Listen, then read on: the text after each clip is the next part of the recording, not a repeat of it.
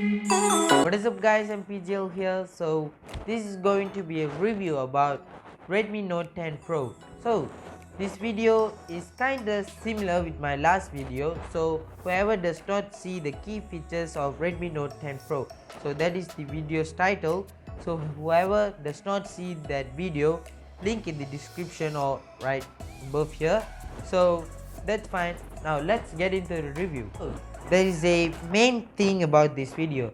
This video is not on my real life experience on this phone, but this is a real life experience from another tech YouTubers. So I've picked and do some research about this phone and picked the greatest specs or the greatest experience from them.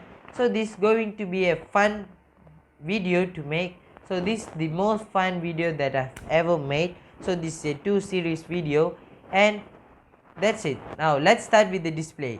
So the display is a AMOLED display certified by HDR DCI P3 color gamut. So this is the quality or the resolution, high resolution of this phone. So this is a HDR10 for a better video quality and gaming experience. So whoever a gamer or like a pixel person, so you should probably buy this if you planning to buy a mid-range smartphone. So speaking of refresh rate, it has 120 Hz of refresh rate, which is a AMOLED display, and it has 240 Hz touch sampling rate for better gaming. If you're a Hellfire player or a Fortnite player or a PUBG or Free Fire like that, so this is a pretty great feature for a mid-range smartphone. So whoever plans to buy a mid-range smartphone for gaming, so this is a great phone. So this is my recommendation if you want to buy it, a mid-range smartphone for just for gaming. So and then it has IK display certification, which is certified by SDS reading mode 3.0. So it uses a AI to redefine the pixels. So it has 2.96mm dot display. So this is the most smallest ever dot display on Redmi Note series smartphone. So this is the most small dot display that they have ever made on Redmi Note series category. So this is a pretty great display.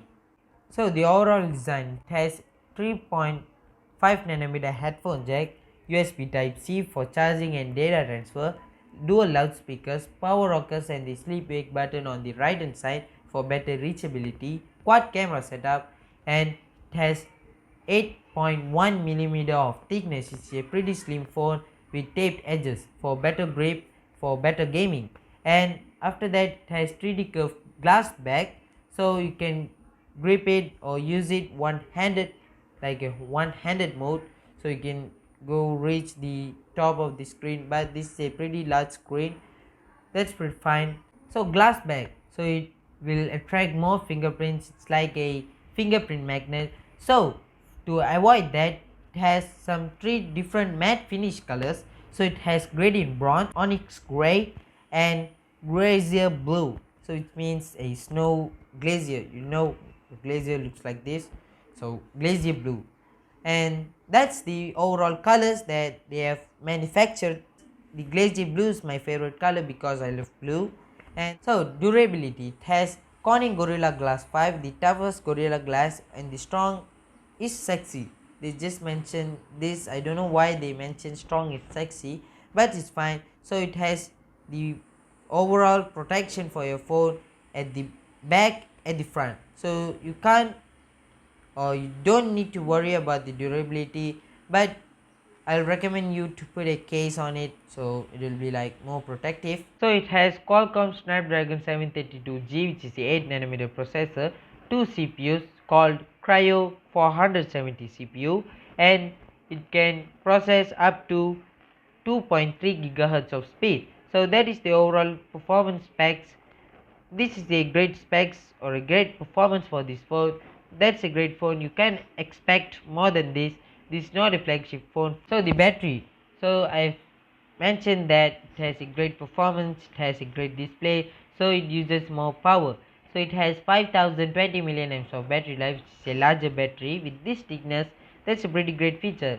So it has 12 hours of gaming or a 12 plus hours of gaming, 23 plus of hours watching videos, and 27 hours of reading. So if you're a web browsing, like reading some articles like that, you can watch or read it 27 hours directly, and has 50 plus hours of general use like social medias and something like that. But this is a pretty large battery for this smartphone.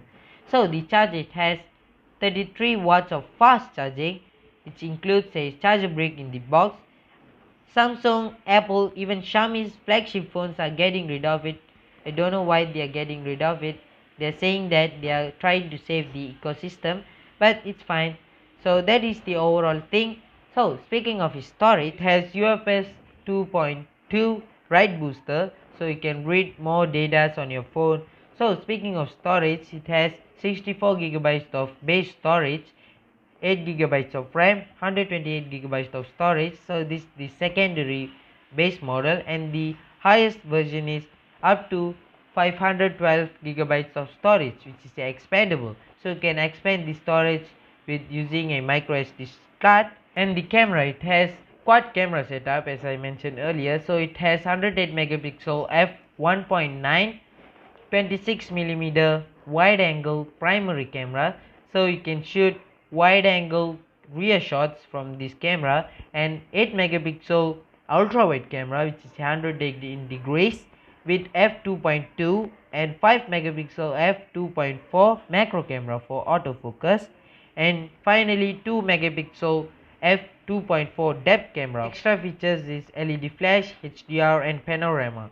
So it can shoot 4K at 30 fps or 30 frames per second, and 180 pixels at 30 or 60 fps. So this is a pretty great feature for mid-range smartphone. So I'm just telling this a lot. I don't know why I'm telling it, but it's fine.